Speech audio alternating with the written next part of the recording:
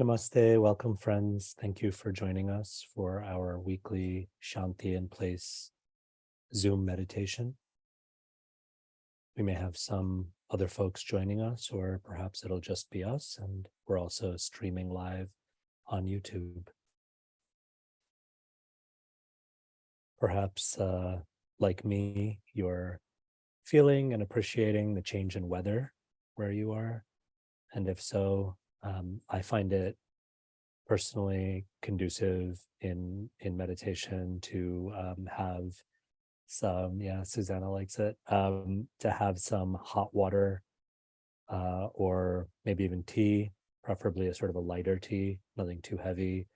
But I find that helpful just to have that kind of by my side in case I need that, just to kind of warm me up a little bit or keep me hydrated.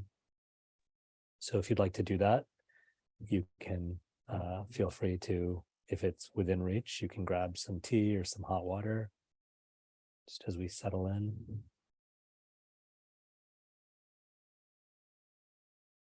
Also, as usual, an invitation here to find that intentional, comfortable seat, whatever it may be for us. I know we talk about this a lot, and if you've meditated with me before, you know I really like this term that is said to be in many yoga traditions, including the tradition that I study in and am part of. It's said that all of the asanas or postures,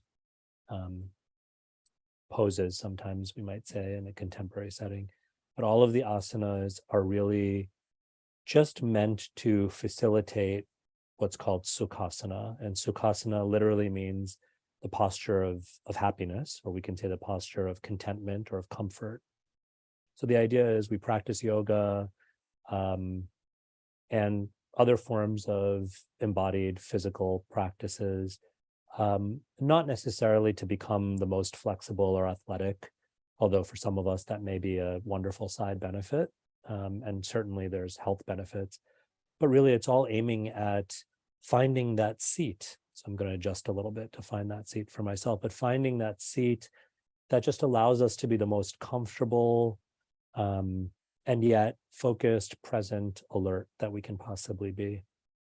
So whatever that means for us, we all have different bodies, we all have different circumstances and situations, but take a moment here to find, or maybe settle a little bit more intentionally into that seat. Usually a good indicator of finding that sukhasana is that we feel a little bit more aligned in terms of our posture. It's like us at our best posture without feeling uncomfortable or straining ourselves. Just taking a couple of more moments to do that if we haven't already.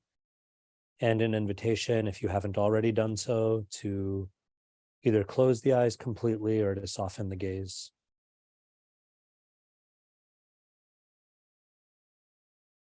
Just those two things alone, being more intentional about finding that sukhasana and physically closing the eyes or softening the gaze if we're able to.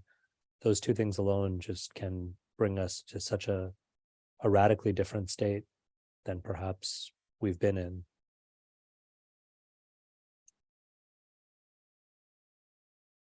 And so we'll begin, as we generally do, with taking 3 deep breaths together.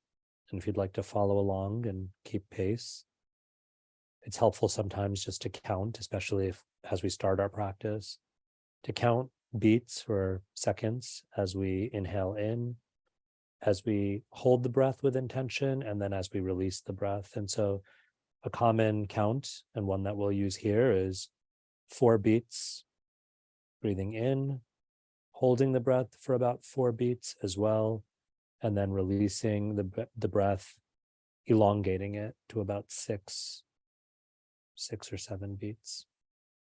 So we'll do that. I won't count out loud, but I'll give us indications of when to breathe in, when to hold, and when to release. We'll do that 3 times. And then we will settle into the actual meditation sit that we'll engage in together, and I'll, as I generally do, give some prompts to guide us along. But first we'll begin with the sounding of the bowl or ringing of the bell, and we'll take those 3 intentional, deep, slow breaths together.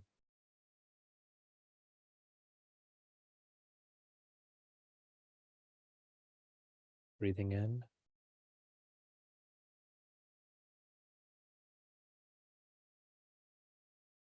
Holding.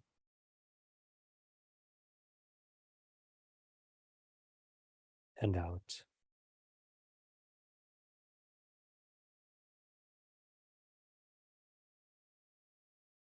In.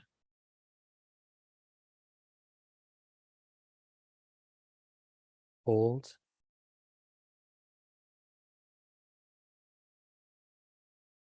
Release.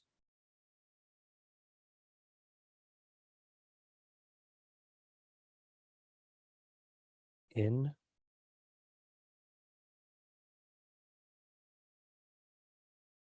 Holding.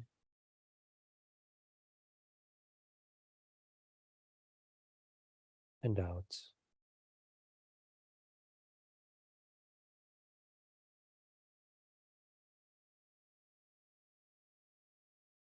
We will continue to breathe in, to hold the breath with intention, and to breathe out slowly and deeply.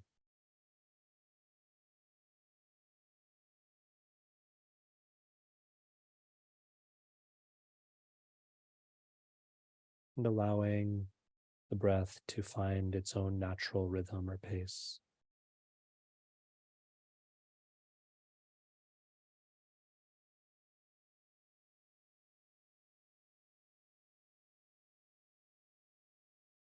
If it feels accessible and comfortable, breathing in through the nostrils and breathing out through the nostrils. For some of us, if we're congested or we feel some discomfort because of the cold weather, we can breathe just softly through the lips. Some teachers say we breathe through the lips, imagining like an invisible straw, holding an invisible straw between our lips, as if we're just breathing in and out through that straw.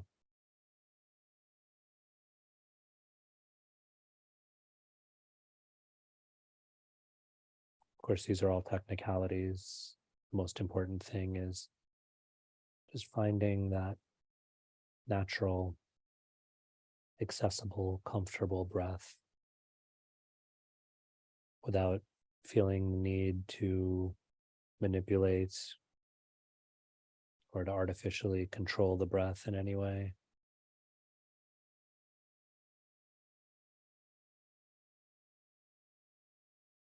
We don't really have to worry about a right or wrong way of doing this. Just letting the breath find itself, settle into itself.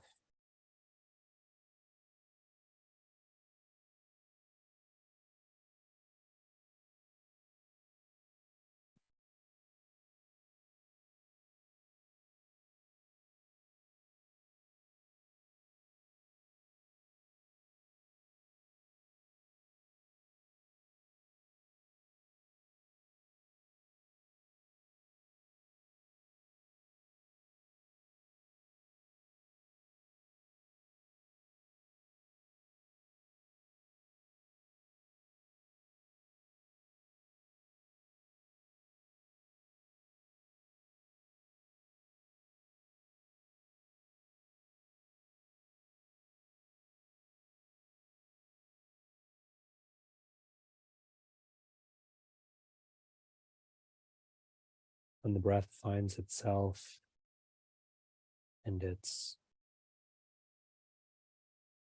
on autopilot, it's doing its own thing, it's natural for our minds to be just a little bit more freed up. And as we touched on last week, that can often seem like an invitation for our minds to roam, or sometimes what's called free associate. And we can recognize that, we can acknowledge it. We don't need to judge it or condemn ourselves for it. And we can also bring the mind back to the breath, not to control it, but simply to observe it, to notice it, to be present to it.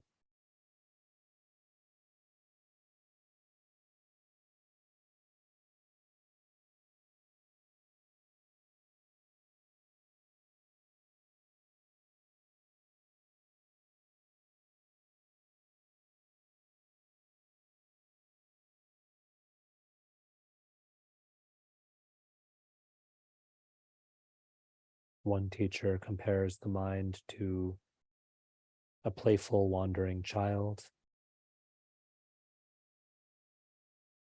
who roams around, but when perhaps feeling that they have gone too far out or are lost, perhaps even with a little bit of desperation, start to look for the parent. And so this teacher explains our minds can very enthusiastically roam around sometimes, but the breath, or really any object of meditation, but the breath is such a natural, powerful, wonderful resting place that's always with us. So we especially use the breath.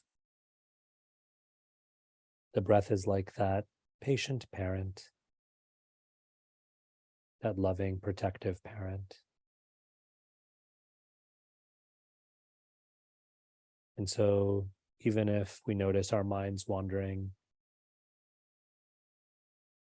with the love and the responsibility of a parent,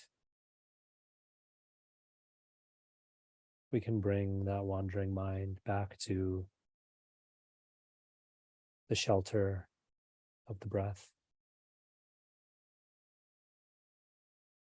of the present moment.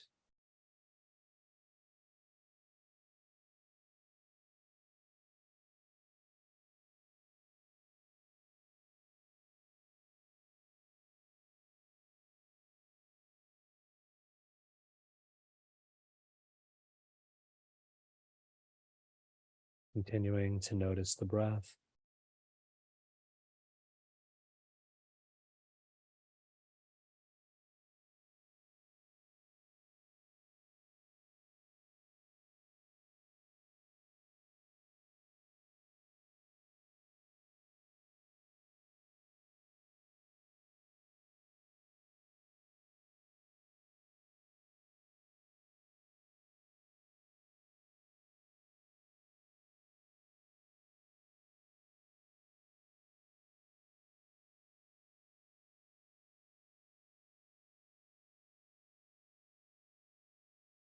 Today we can practice, if we'd like,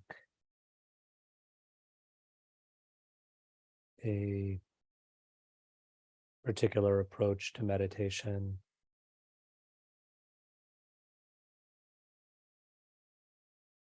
that is an opportunity to, with intention and purpose, to lean into the role of the observer. When I say lean into, I mean we are always the observer. In the tradition that this style of meditation is rooted in or originates from, the observer is, in fact, our truest most fundamental and even enduring identity, sometimes called the Atman, but also Purusha or Drashtu, meaning witness or observer.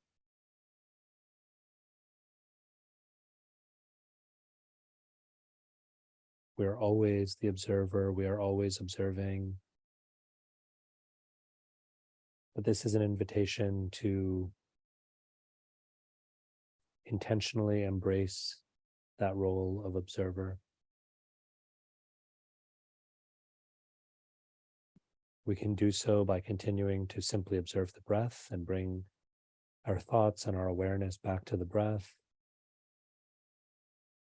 Or if we'd like to, we can perhaps try this short practice of observing, as it's sometimes said, from the outside in.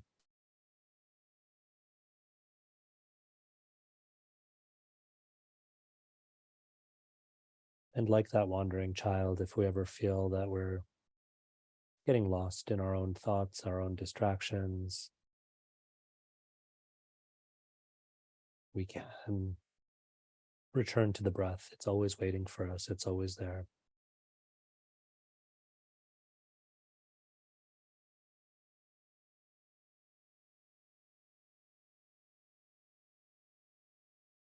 But right now, I want to invite you to observe with intention, purpose, and curiosity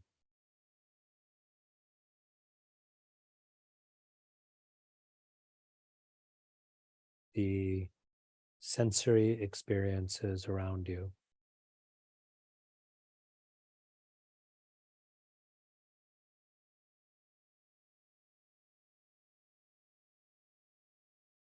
Hopefully, we've found a quiet space to be in, but even in that quiet space, observing any sounds that connect to our sense of hearing.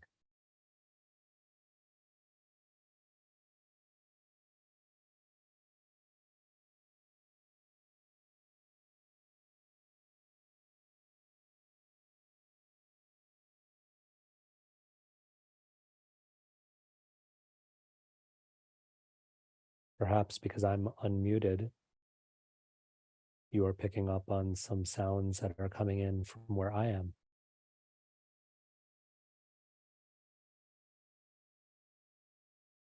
Sounds of machinery and construction going on at the Princeton University Art Museum.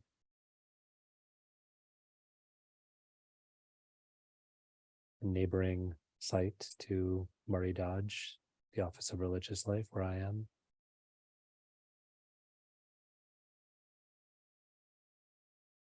Perhaps you're picking up, either from me or from where you are, strains of conversations or voices from other rooms or nearby places.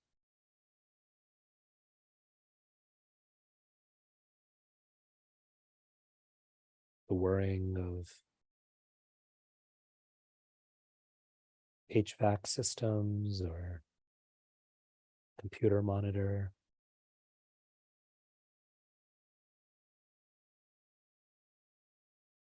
Whatever the sounds may be, just observing those sounds.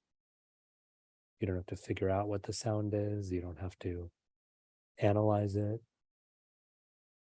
Just with purpose, with intention, and maybe with a little bit of curiosity, a recognition, an acknowledgement, an observation.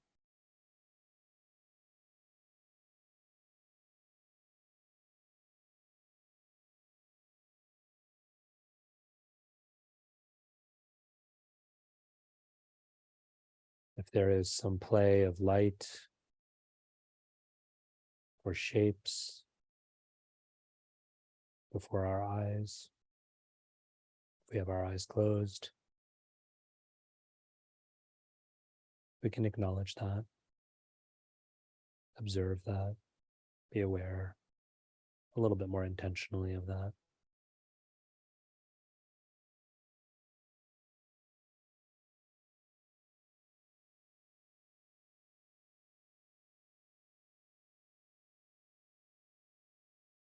We can observe what is connecting to our sense of smell right now, particular fragrances or odors we may be picking up on.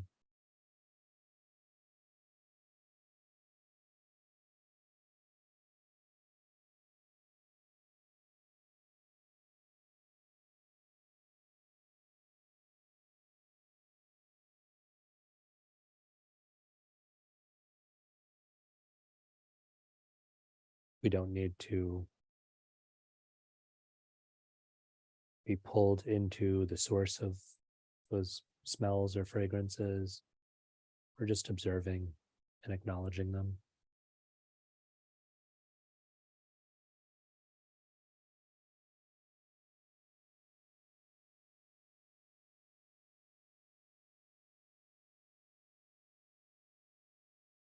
Acknowledging any sensations within the mouth, and the tongue within, or connected to our sense of taste.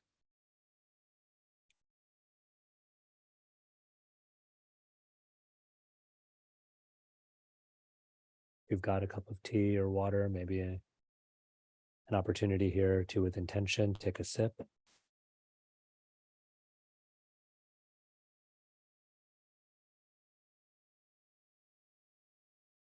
Just observing that connection point of the sense of taste.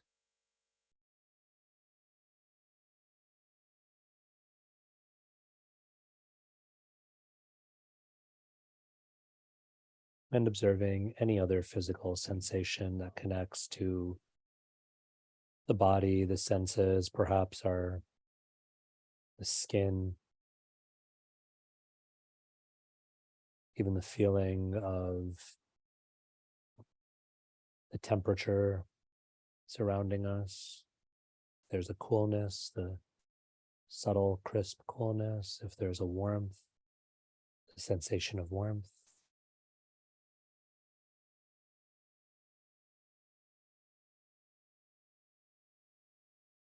Whatever it may be, just observing it.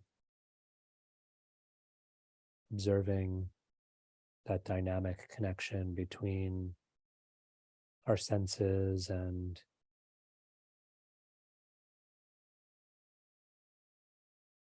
the objects in our external surroundings that connect to our senses, whether concrete and gross or even more subtle, like the temperature of the air.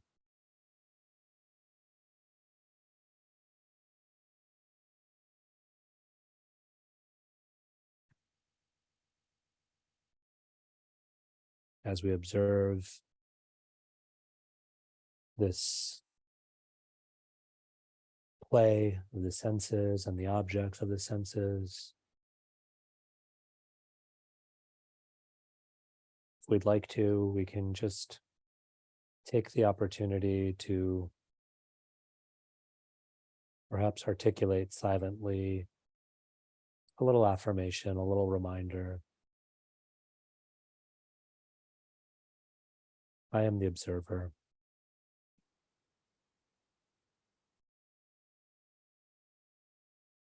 I am not any of the external objects that I engage in or engage with.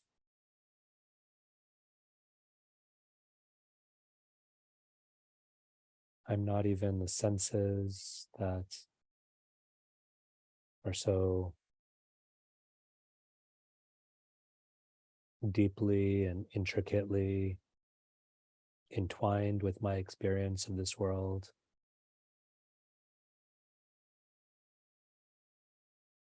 I am the observer.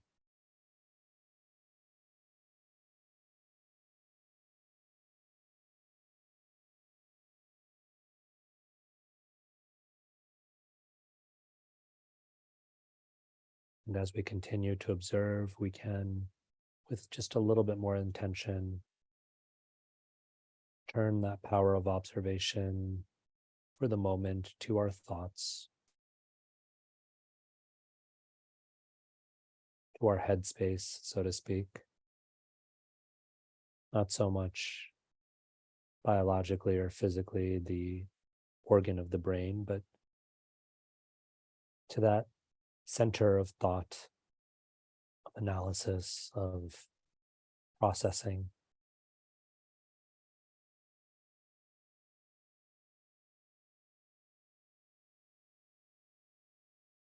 What are the thoughts that are there? What are we observing? What's appearing on the movie screen of our minds?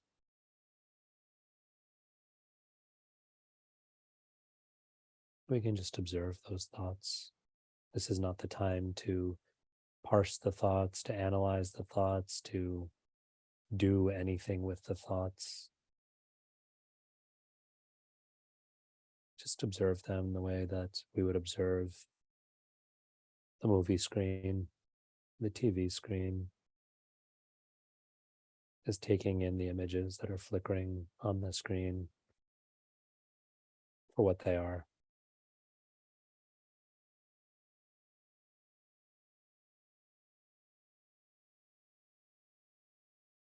And if our thoughts are about observing our thoughts, that's okay. That's just where our minds are right now.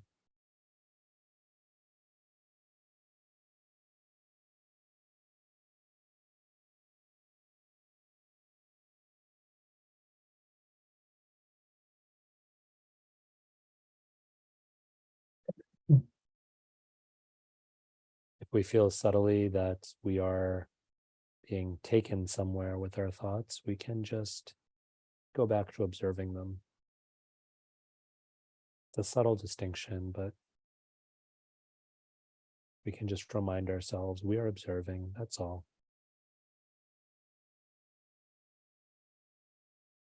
And again, an invitation here, perhaps to articulate that reminder, that affirmation that we're observing our thoughts. We are not our thoughts.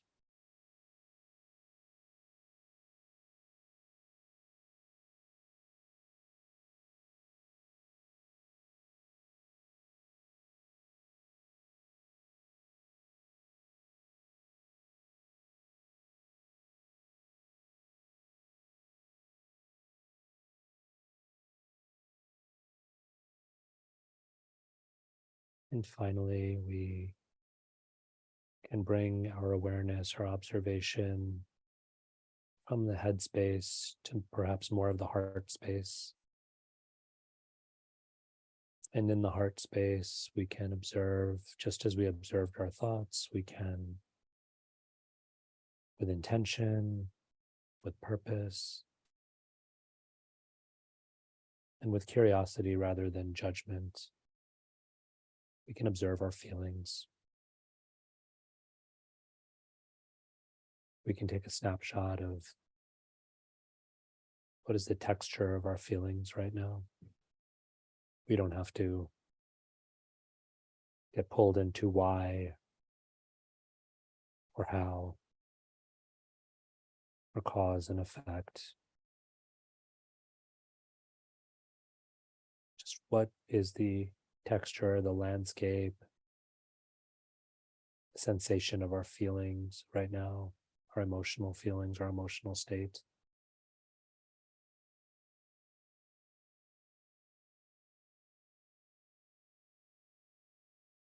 And here too, we can observe and remind ourselves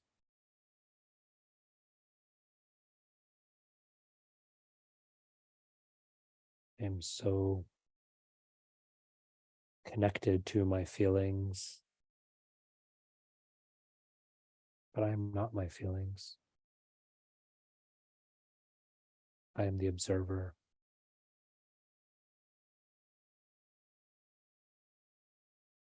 I am the observer.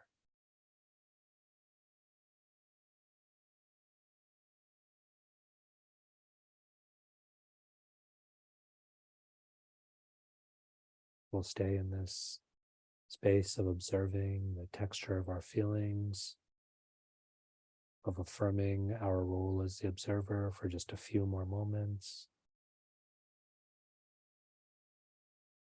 And then I will bring this meditation set to a close. We'll take one final deep breath, breathing in, holding, and then exhaling, chanting or being present to the sacred sound vibration of the syllable Om, the sound of the infinite and the universal.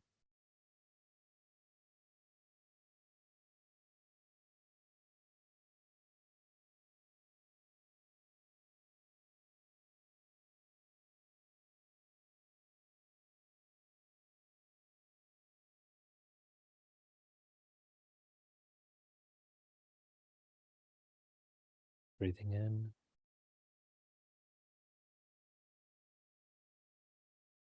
holding, and out. Om.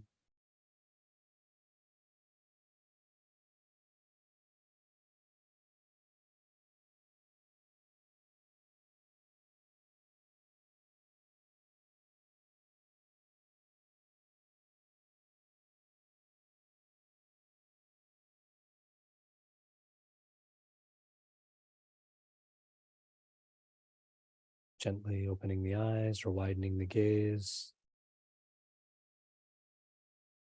bringing our awareness, our consciousness, our presence back to our external surroundings in a more intentional way, back to the room that we're sitting in, back to our Zoom room or our YouTube screen. Thank you so much for joining us. This is a little bit of an experiment for some of us, but play around with it. This was abbreviated. There are much longer ways of really going from external observation, more with many more steps and stages along the way, going more and more internal, and finally coming to a place of a really kind of subtle observation of what can often feel like the self in terms of our feelings, in terms of our emotions, in terms of our that sort of inner experience, and yet that still is not quite the same thing as that true self who is the witness, who is the observer. So it's a very powerful reminder that even things that can really feel like they are us, and they can take us to all sorts of states, all sorts of highs and lows, and all sorts of experiences, and we can experience those things, but we can also remind ourselves that we're just a little bit set apart. We are the observer. We can actually observe those things with intentionality, with curiosity, with a sense of equanimity, and that's really part of what we're aiming at with Shanti in place. To just give ourselves that opportunity to practice being the observer, being in a place of stability, even as we observe and accept the fluctuations, the fluidity, the dynamic nature of everything around us and everything within us. So thank you again. I'm sorry for going a little bit over time this time, but please do join us next week as well for another opportunity to practice Shanti in place. We meet just about every Tuesday at noon during the academic year here on Zoom and on YouTube. Thank you so much. Namaste.